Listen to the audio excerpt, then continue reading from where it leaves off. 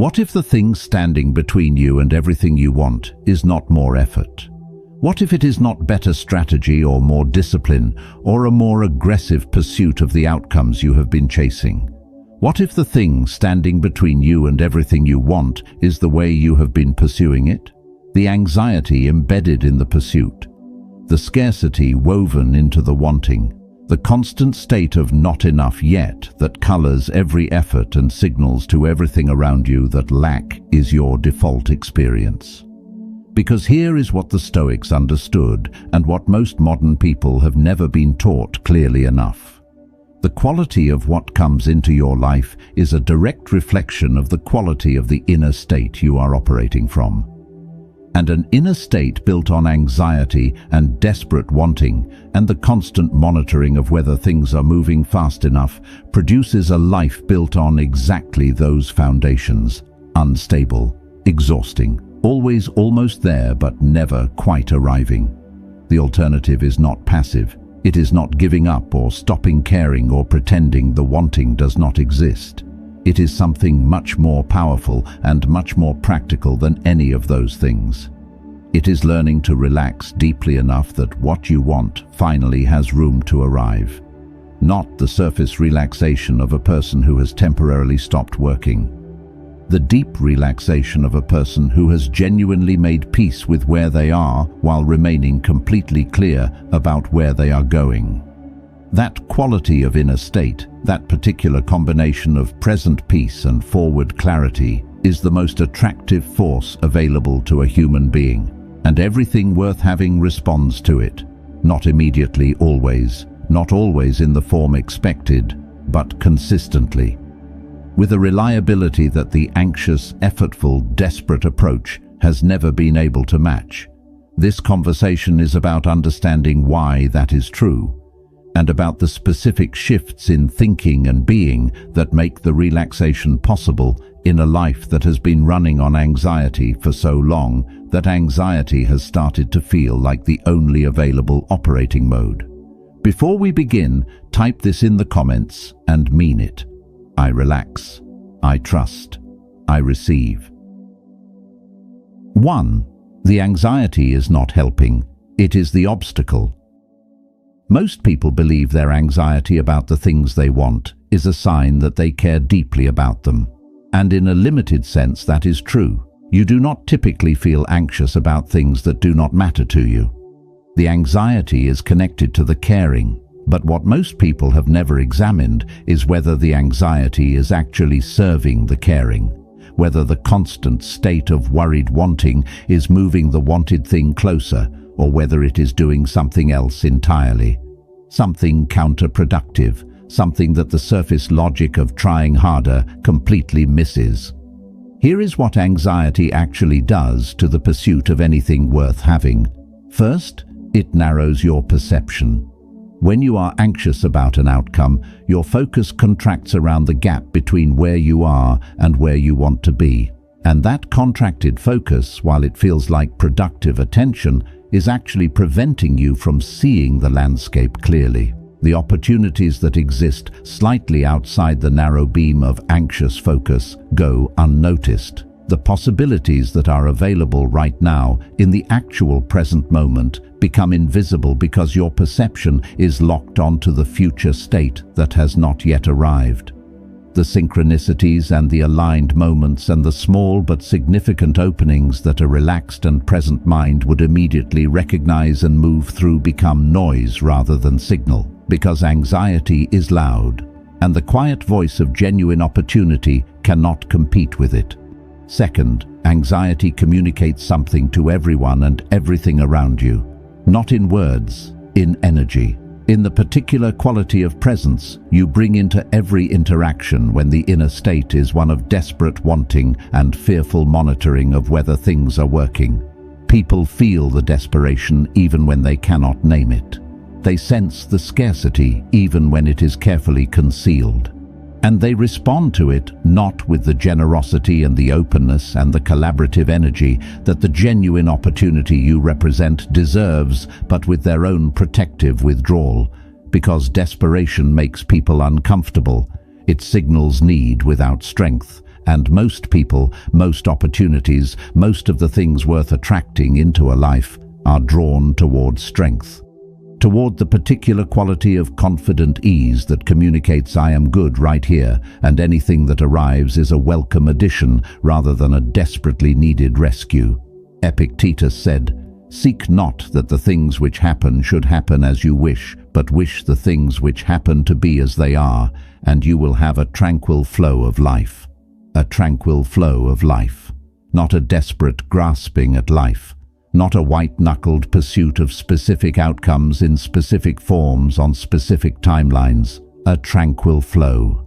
The state of a person who has made genuine peace with what is while remaining genuinely open to what is coming. And from that state, things flow. Not because the wanting has stopped, because the anxiety around the wanting has been replaced by something that actually works. The practical question is how? How do you release anxiety about outcomes that genuinely matter to you? How do you stop the monitoring and the grasping and the constant checking of whether things are moving fast enough when the things you want are real and their absence is genuinely felt?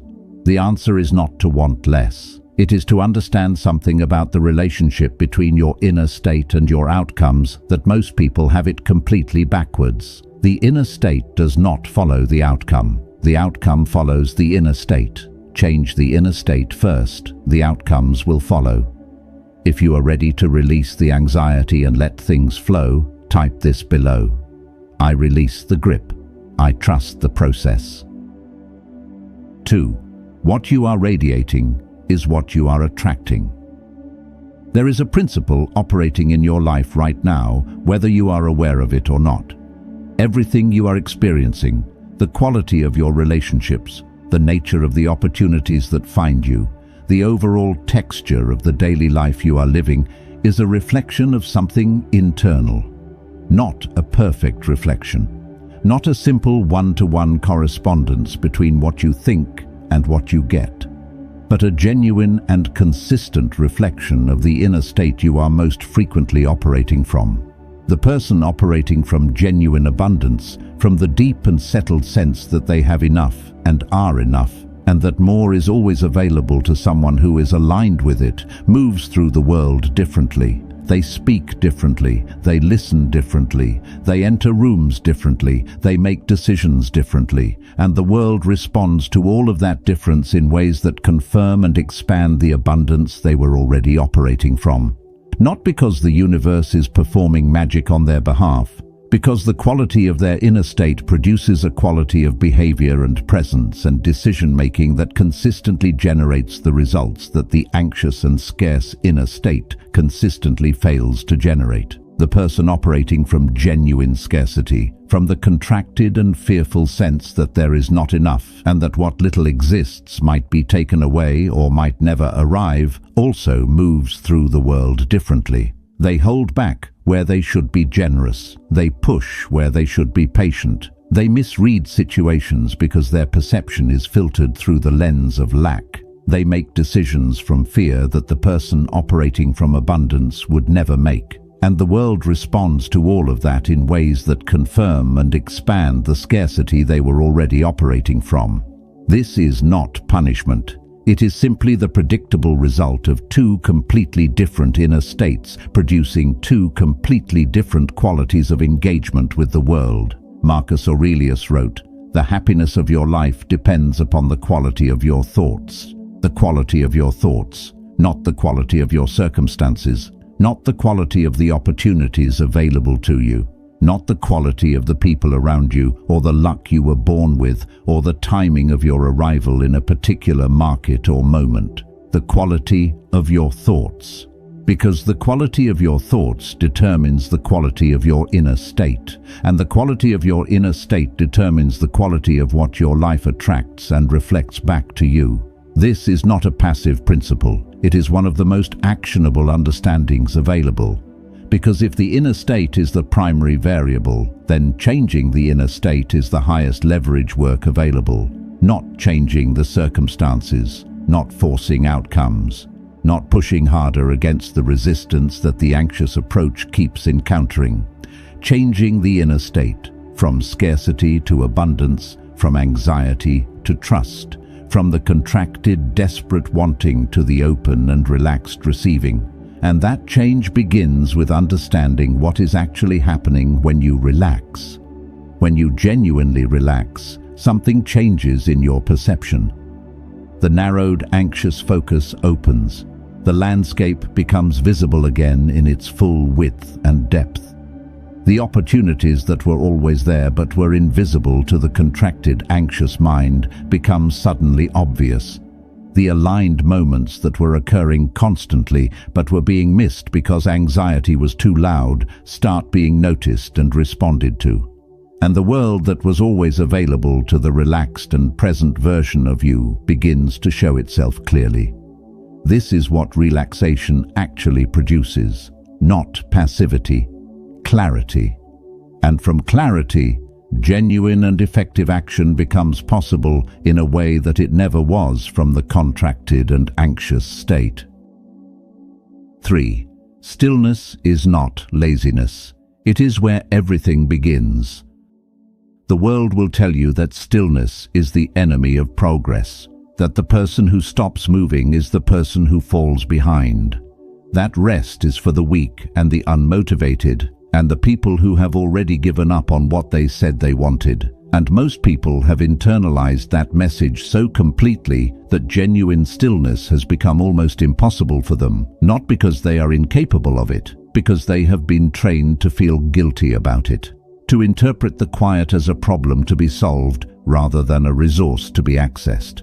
But here is what the people who have actually built lives of genuine abundance and genuine meaning have consistently discovered.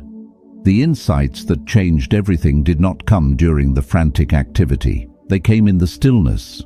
The clarity about the right direction did not arrive while they were pushing harder. It arrived when they stopped pushing and became quiet enough to hear what was already trying to be heard. The aligned opportunities did not find them while they were chasing. They found them while they were still.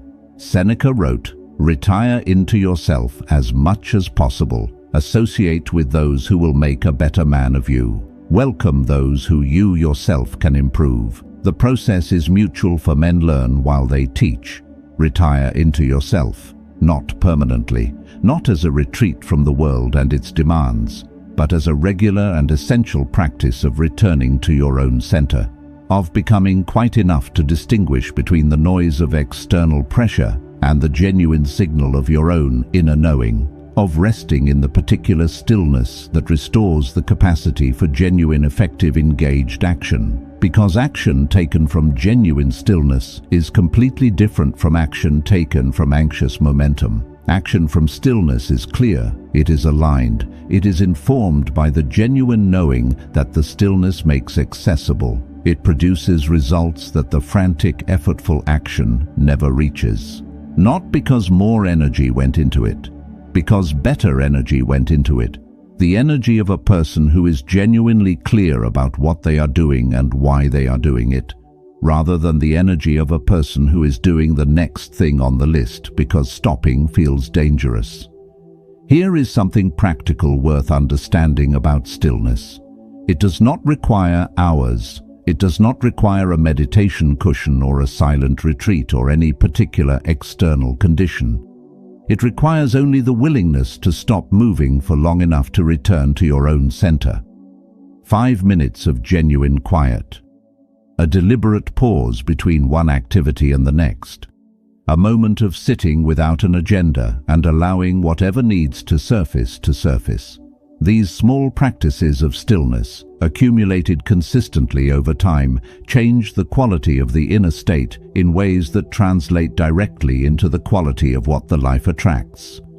Not because the stillness itself produces the results, because the person who practices stillness regularly is operating from a fundamentally different inner state than the person who never stops. A calmer state, a clearer state, a more genuinely present state. And that quality of inner state, sustained consistently, changes everything. You are listening to the original voice of Psycho Resto. If you heard this same content on any other channel, including Stoic direction, you are watching stolen work. 4. Stop forcing. Start allowing.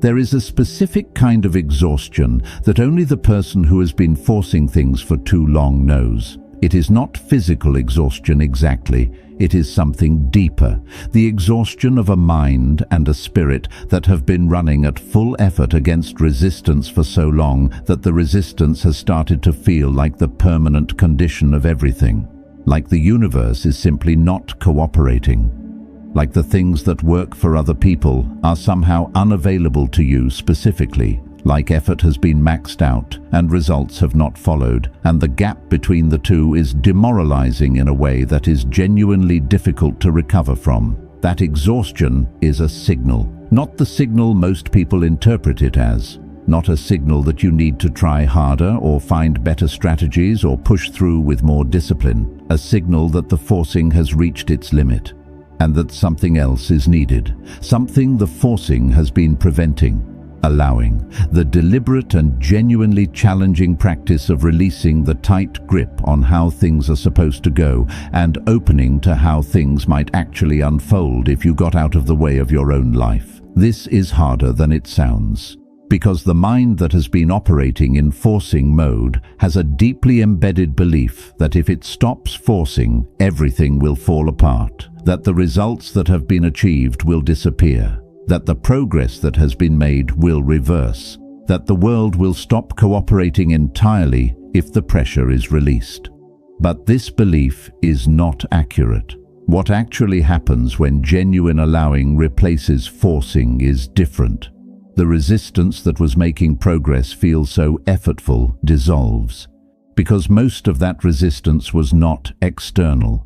It was the product of the forcing itself. The anxious pushing against outcomes was creating a counter-pressure that the relaxed, open allowing simply does not encounter. Epictetus said, "It is not what happens to you, but how you react to it that matters." The reaction to the absence of desired outcomes is the key variable. The person who reacts with increased anxiety and increased forcing is adding energy to the problem rather than to the solution. The person who reacts with genuine equanimity, with the settled understanding that what is meant to arrive will arrive, and that their primary job is to maintain the inner state that allows the arrival, is working with the most powerful force available, their own genuine peace. And from that peace, things move. Not dramatically, not always quickly, but consistently, in alignment, in the direction of what is genuinely right, rather than what was desperately forced. Here is the practical truth about allowing that most people find genuinely difficult to accept. You do not attract what you want, you attract what you are. And the person you are when you are forcing is someone who is broadcasting scarcity and anxiety and the desperate need for things to be different. The person you are when you are allowing is someone who is broadcasting peace and abundance and the genuine trust that things are working even when the working is not yet visible. Those are completely different broadcasts, and they produce completely different responses from the world. Relax the forcing, open to the allowing, and give what you want the space to arrive in the form it actually takes, rather than only in the specific form the forcing was demanding. 5. Trust is not naive. It is the most powerful position available. Most people confuse trust with passivity. They think that trusting the process means sitting back and doing nothing and hoping things work out somehow. And because that version of trust sounds irresponsible and naive and like the kind of thinking that produces nothing, they reject it entirely. And in rejecting that false version of trust, they also reject the genuine version. The version that is actually one of the most powerful positions available. Real trust is not passive. Real trust is the active and deliberate choice to maintain a specific inner state, regardless of what the current circumstances appear to indicate. The choice to operate from the certainty that what is aligned with your genuine path is already in motion, even when the motion is not yet visible. The choice to bring your full, engaged, present energy to the actions that are yours to take, while releasing the anxiety about outcomes that are not yours to control. That is not passivity. That is one of the most sophisticated and most demanding practices available, because it requires you to hold two things simultaneously that most people can only hold separately: genuine engagement with the present moment and genuine peace about the future outcome. Full effort in the actions that are yours to take, and full release of the need to control how those actions are received. Complete clarity about what you are building and complete acceptance of the timeline on which the building unfolds. Marcus Aurelius spent his entire life practicing this balance. He wrote, "You have power over your mind, not outside events. Realize this and you will find strength. Power over your mind, not over outcomes, not over how quickly things move, not over whether the world responds to your efforts in the form and the timeline you specified. Over your mind, over the inner state you choose to operate from, over whether that state is one of anxious forcing or of trusting presence.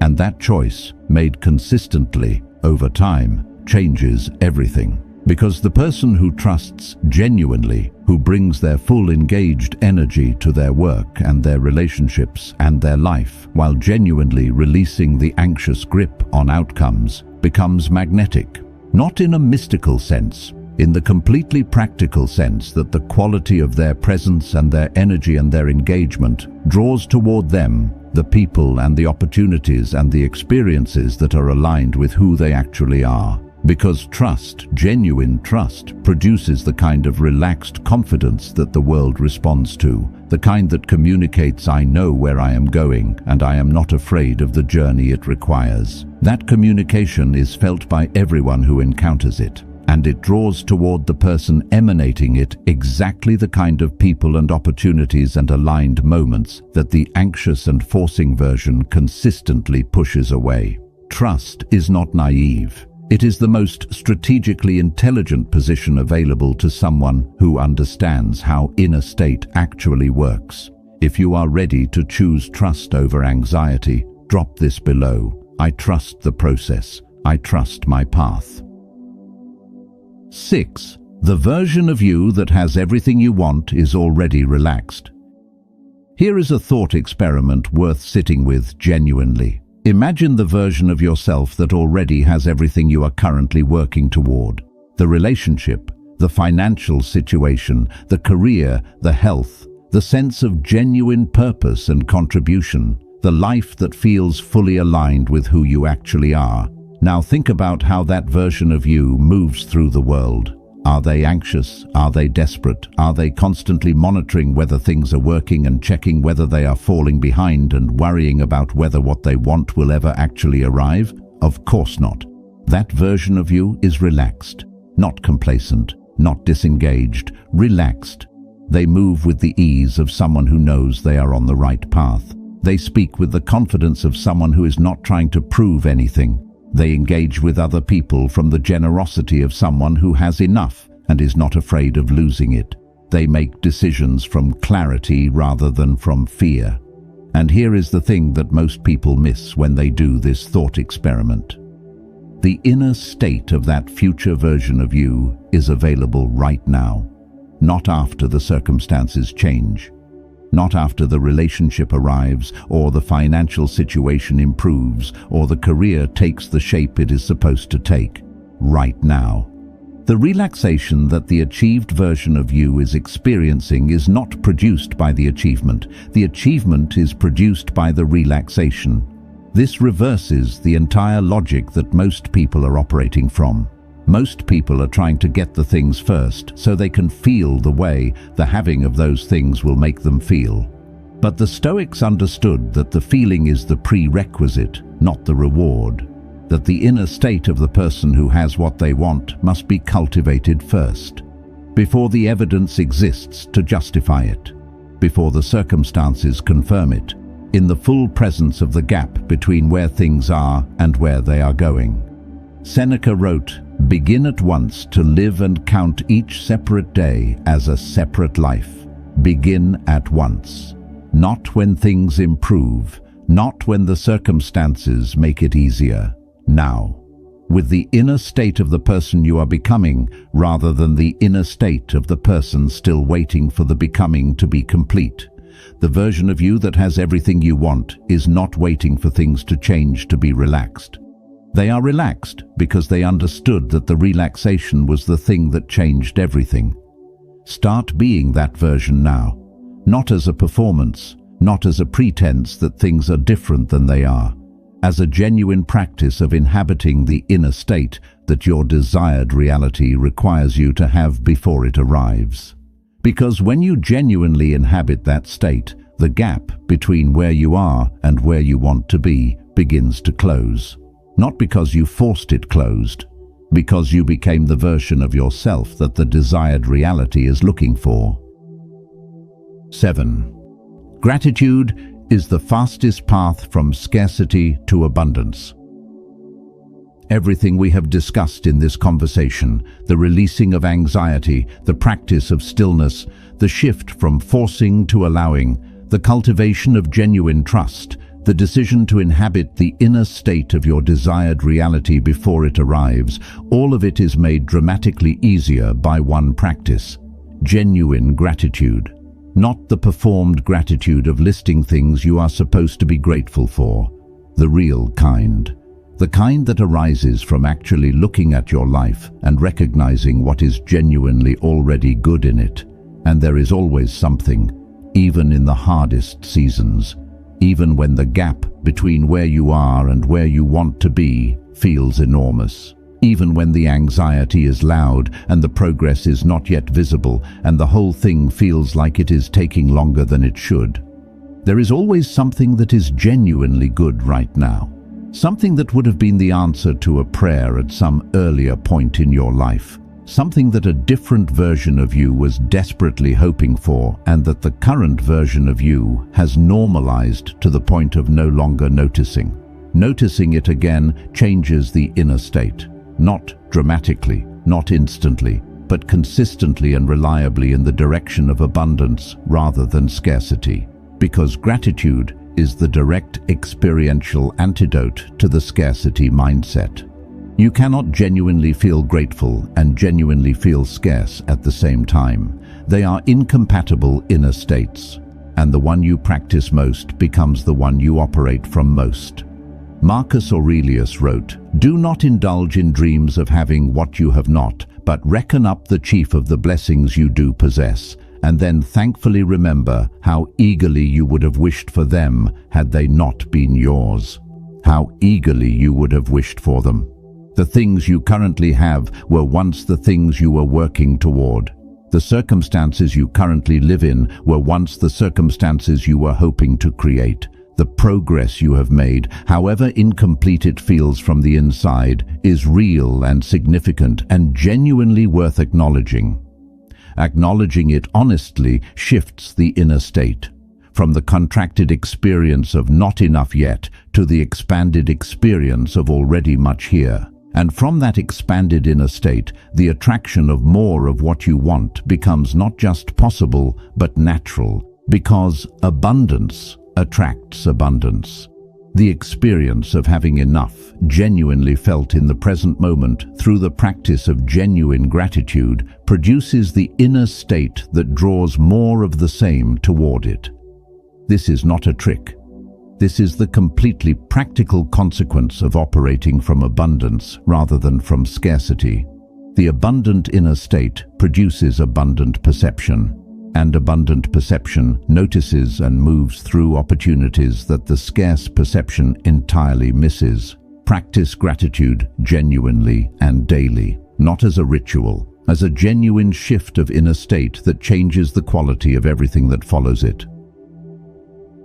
8. Relaxation is a practice, not a destination. Everything in this conversation points toward a single practice, not a state you achieve once and maintain effortlessly. A practice, a daily, deliberate, sometimes genuinely difficult returning to the inner state of genuine peace and genuine trust and genuine openness to what is already moving toward you. Because the world will consistently pull you back toward anxiety, not maliciously, simply because the world is full of things that the anxious mind interprets as threats and the relaxed mind interprets as information. The news, the comparison, the evidence of other people's progress and your own apparent lack of it. The gap between where you are and where you want to be that is always visible when you are looking for it. All of these will pull at the relaxed inner state and try to contract it back into the familiar territory of anxious wanting. And the practice is the daily returning, the daily choice made again even after yesterday's version of it has faded, to operate from peace rather than from anxiety, from trust rather than from desperate monitoring, from the open receiving rather than the tight grasping. Epictetus said, "Make the best use of what is in your power and take the rest as it happens."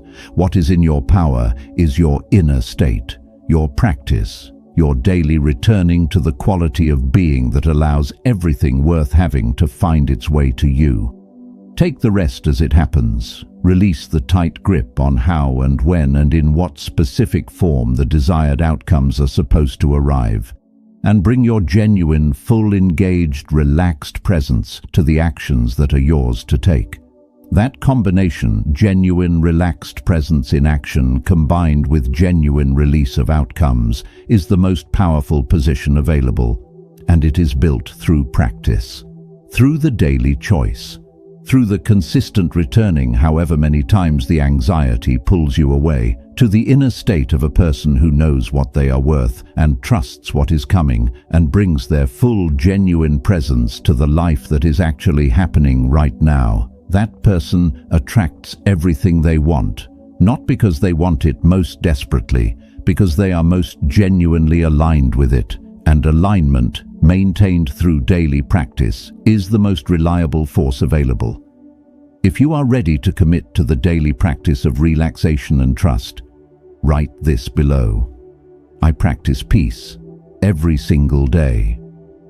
You have been trying too hard in the wrong direction, not because you are wrong to want what you want, because the anxiety around the wanting has been the primary obstacle to the having. Everything you want is available to you. It is not hiding, it is not being withheld, it is simply waiting for the version of you that is relaxed enough to receive it, the version whose perception is open enough to see the aligned opportunities, whose presence is confident enough to draw the right people and the right circumstances toward it, whose inner state is abundant enough to attract more abundance rather than confirming more scarcity. 8 lessons. The anxiety is the obstacle. Release it. What you radiate is what you attract. Choose abundance. Stillness is not laziness. It is where clarity lives. Stop forcing. Start allowing. Let things arrive in the form they actually take. Trust is not passive. It is the most powerful position available. The version of you that has everything you want is already relaxed. Start being them now. Gratitude is the fastest path from scarcity to abundance. Practice it genuinely every day. And relaxation is a practice, not a destination. Return to it daily regardless of what pulls you away. The Stoics understood all of this 2,000 years ago. They understood that the quality of the inner life determines the quality of the outer one. That peace is not the reward for getting everything you want. It is the prerequisite for it. Relax, genuinely, deeply, not because nothing matters, because everything you want matters enough to stop pushing it away with the anxiety that has been keeping it at a distance. Relax and watch what starts moving toward you. If this found you at exactly the right moment, leave the only thing that matters right now. I relax. I trust. I attract everything I want.